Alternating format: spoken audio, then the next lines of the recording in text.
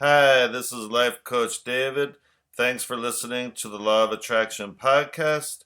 And if you want to find out more about me and wonderful Law of Attraction life coaching, just go to lifecoachdavid.com. And I always offer a free mini phone coaching session to anyone who's seriously considering coaching. So you can tell me about you and I can answer any questions you might have. And if you were listening to yesterday's podcast, you'll hear that I manifested a free teeth whitening session with my dentist. And I did that yesterday, and it was great. And my teeth look good. I don't think it's a drastic difference, but I'm still glad I did it. And then I manifested it for free. So that was kind of a fun thing to do. And I've had lots of wins even today. It's not even 12 o'clock yet. I've already had lots of wins, and I hope you're having lots of wins as well. And as you know, we've been reading from Excuse Me, Your Life is Waiting, written by Lynn Grabhorn. And she's kind of funny how she writes, and some of her words and terminology sounds a little dated, but the information is still really good, and it's useful law of attraction information that we can all use in our own lives to help us attract what we want and to help us just feel good, feel happier, because that's what it's all about. Just keeping ourselves feeling as good as possible. And by doing that, we can't help but attract circumstances, experiences, and people into our lives that keep us feeling good. So I'm going to continue now reading from the book. And now we're already on chapter 7. And this chapter is called The Force is With You, Step 4. A few decades ago, when I was much newer to life and very new in California, I'd drive day after day from the San Fernando Valley over beautiful Coldwater Canyon into Beverly Hills, where I had a funky job in the corporate office of a major aerospace company. I adored the drive, but not the job. However, it wasn't the right time in my life to be rocking boats, since most of my energy was going into working my new Alcoholics Anonymous program, and I was loving every moment of it. For 2 years, I drove the canyon, searched for things to do on my job, and had a blast getting sober in Los Angeles, and then I got bored. One beautiful afternoon, as I was enjoying the drive back to the valley past the gorgeous homes of Beverly Hills, I said out loud to the power I thought then was only outside of me, "Okay, higher power, let's see how well you operate. I'm bored at work and want to do something else. Give me an idea. In fact, if you'll just give me the seeds, I'll plant them." Without realizing it, I was in that perfect feeling place where my frequency was higher than a kite, loving my drive, enjoying the scenery, feeling at peace with the world, yet a little feisty, with this being my AA friends and I called higher power, sort of like, "All right, Buster, either put up or shut up." But the statement was sincere and shot out into the ethers powerfully, magnetized with high vibrations of impish feel good. The next day on my way to work, I went through the same routine. Just give me the seeds and I'll plant them. And again, coming home, I didn't know squat about vibrations or flowing energy, and sadly, I didn't know a thing about my own power or that the power out there and I were one and the same. As far as I was concerned, the head honcho was separate from me. That wise force of good I was quite sure was running my life. All I was doing was powerfully, though unknowingly, focusing on a want and testing my higher power to see if it was really there to lend a helping hand. Then, one wondrous homeward bound day, as I crested the top of the hill where the vista explodes into a thrilling see forever panorama, the idea hit me, and I do mean hit. I felt as if I had been socked with a cosmic 2x4. The idea was to form an educational publishing company using the very new and highly innovative audio tape cassette. After all, it was 1965. Most of the world had never heard of a tape cassette, and I didn't have a clue how to form a company or make things start to happen. No matter, every day coming home over the hill, I'd recite, "Okay, higher power, you just keep giving me the seeds and I'll find ways to plant them." And sure enough, every day without fail, going back over the hill to work, ideas would be going off in my head like roasting popcorn. I was envisioning magazines on tape, auto tape tours of national parks, sales training programs, and programs for school kids. For as long as I took that drive, ideas seemed to envelop me. Because as long as I took that drive, I was in a feel-good place. My valve was wide open, and inspiration was easy to access. The spiral had begun. The more the ideas poured in, the more excited I get, and the more excited I get, the more the ideas poured in. It was buzzing without even knowing it. People who knew about audio tape cassettes and forming companies started appearing out of nowhere. Financial people, legal people, technical people, marketing people, all poking their heads up out of the blue. It was incredible. I finally left the aerospace company to form Listener Corporation, and we became one of the pioneers in dispensing information via the innovative new audio tape cassette. But pretty soon the excitement wore off. The fear of making it on my own took over, and my flow of inspiration dried up like a desert after a flash flood. The long, slow downward spiral had begun, even in the midst of our growing renown.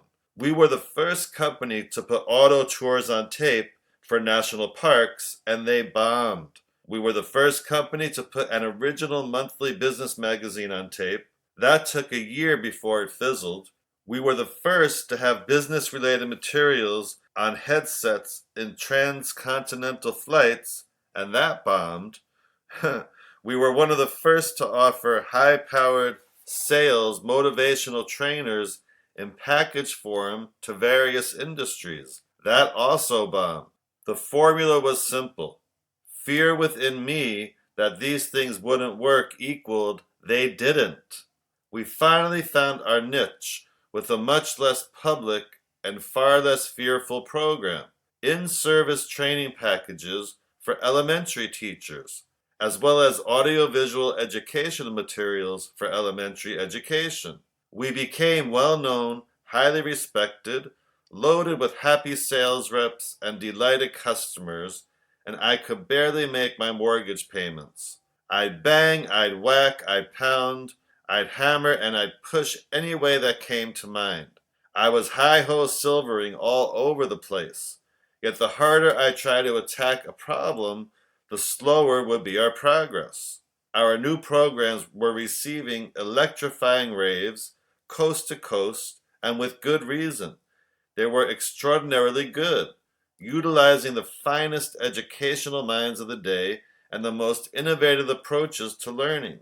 But rave reviews notwithstanding, not one of our programs ever soared into the heady land of really big profits. All I could do was think, what else can I do to make this happen? The harder I worked, the more fearful I became. And of course, the greater my fear, the more resistant I was to the energy of well-being, so the more I was magnetizing my fears of less than smashing sales. Intuitive guidance had gone out the window. There was not the tiniest crack for my expanded self to jump in with those fantastic non-stop tips I had once received. I shouted constantly at the so-called higher power, testing it where it could get off and vibrating so far out of alignment that I might as well have been non-existent. I seemed to be right in the middle of that old saw. The worse it gets, the worse it gets. Brother, was that ever true? This went on for 13 years until exhausted and totally disconnected from anything remotely resembling my source of well-being, I sold the company and tried to run away to an isolated hideout up the coast by the sea. Instead, I ran smack dab into the lowest, most painfully disconnected years of my life. From that dark place came the fervent knowing of what I surely did not want any longer, and soon there blossomed the years that were to become the most fantastically beautiful of my life as I began to discover my expanded self. The only reason I'm recounting this from great to grim story is because it's a classic demonstration of the hugely different outcomes that occur between inspired action and fear-based action. With the former, we sail off into happy land with apparently very little effort, as I did when getting the company started. With the latter, we can push and shove and strive and hustle until the cows come home, only to end up going either nowhere or down. And that's the end of that section. And that's an amazing story. When she was just feeling good and free flowing, her energy and connected to source, all these wonderful ideas were coming to her. And then when she started getting into the fear-based mindset, everything started tanking. So that's a good lesson for us to learn from. Again, to just keep ourselves feeling really good about what we want, feeling excited about it, asking for information. A lot of times when we ask for information from the universe, when we're in the right vibration, we get wonderful ideas. We get the answers we're looking for. Like energy attracts like energy. So when she was in her fear-based mode, of course things started tanking because she was in fear. And fear is one of the lowest vibrations. So I'm so glad that she recounted that story for us, because it's great that we all can learn from it and hopefully not have that happen to us. And the next section is called Inspired versus Whacking. There's one of her funny titles again. Whacking? I guess we'll find out what that means. Okay, inspired versus whacking. Most of us have always had this notion, well, it's more than a notion, we were raised that way, that in order to obtain the things we desired to have, we had to match the level of those desires with equivalent personal efforts. In other words, if all we wanted was an ice cream cone, that would take only a minimal personal effort on our part. If, on the other hand, we desired to become the first governor of our state, heading a brand new political party, we would gear ourselves up for an entirely different level of personal effort called push and shove. Indeed, we have always believed that in order to even come close to obtaining any of the larger, more significant things we desired beyond ice cream cones, it has meant either knocking our brains out to obtain them or forgetting them altogether. But knocking our brains out means we're into hi-ho silvering with grossly uninspired actions. It means we're operating from a purely physical, pushy stance. It means we're into gotta and shoulds.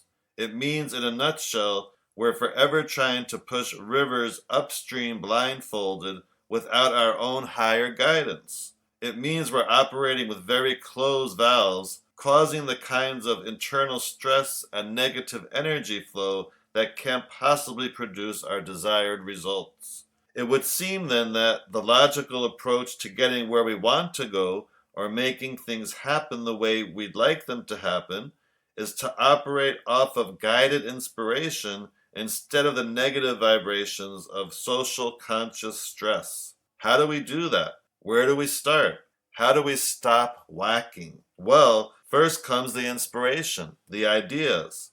They come because you've been spending more time in those higher frequencies, feeling good, buzzing, and turning on. Then, after flowing goodly amounts of feel-good energy to one or more of those great new ideas, you start to act on them. Yes, but now from a place of hallowed inspiration rather than negative pushing. And so your actions now become as inspired as your idea. And everything that's coming to you is coming from a place of high frequency. Then, yowee, something amazing begins to happen. No matter how complex or involved the ideas seem to be, you find them falling into place and flowing along with the ease and sureness of an uninterrupted mountain stream. And why not? Your ideas were inspired. Now, too, are your actions to bring those ideas into reality, all from your higher frequency energy flow. Let's say one day you're just bipping along, feeling great, and you get an idea. It's a fantastic idea, just the kind of thing you know would work if you only knew how to do it, or had enough money, or enough education, or enough support, and on and on and on. There are only two ways you can go when you get a bucket full of guidance downloaded on you. You can say, "Oh, that's just nuts. A good idea maybe, but," and promptly you'll close your valve. Or you can decide to shut up and listen and trust what you're getting. If you've been regularly starting some wants and your valve has been open more than usual, you can bet you'll soon be receiving guidance in the form of ideas to help direct you towards those wants. If you decide to go ahead with one of these ideas and follow the course of activities that will continue flowing into you as hunches or concepts, you'll be going into action, yes, but now we're talking inspired action versus hi-ho silvering. Inspired ways to accomplish your goal, inspired activities which will be fun, inspired techniques and methods which you'll find yourself performing with the greatest of ease instead of trying to push everything upstream against an unyielding current. So when inspiration hits, or an idea for how to further your want just happens to slip in one day, start thinking in can do rather than yeah but. Never mind the how to. They'll come once you relax into that higher frequency. Instruction books always accompany inspiration. Now the flow begins. What it might take a disconnected person years to do, you whiz through in a few months, guided only into the most productive activities by your thoroughly jubilant, expanded self. And that's the end of that section. And I don't know if you're hearing it, but some of her writing is very, very tongue twisty, especially when you're trying to read it out loud. But anyway, again, the message is really good. When we come from inspired action, everything feels good. Everything lines up. It all just seems to happen. When we come from what she calls hi-ho silvering, remember she wrote a chapter about that, where things seem hard and we're kind of just flailing around trying to make things happen and we're not sure what we're doing and it doesn't feel good and it feels confusing. That's a place where we don't want to come from. We always want to come from inspired action because that feels really good. It feels easy. Things just line up. We just trust it's all going to work out, and it does. So I hope that anyone listening comes from inspired action when you get an idea to do something instead of a have to action, because that have to action is usually hi-ho silvering is what she's talking about, where it doesn't feel as good. You may want to listen to this episode again just to get clearer on the ideas, but use this information in your life so you can make decisions coming from inspired action. And you can tell it is because it feels really good. It feels exciting. It feels easy. It feels like, yes, let me get to this. Thanks for listening. And if you want to experience some wonderful law of attraction coaching, you can go to lifecoachdavid.com and contact me through there. And I always offer a free mini phone coaching session to anyone who's considering coaching so I can find out about you and you can ask me any questions you might have. Thanks for listening and have a wonderful high vibration day.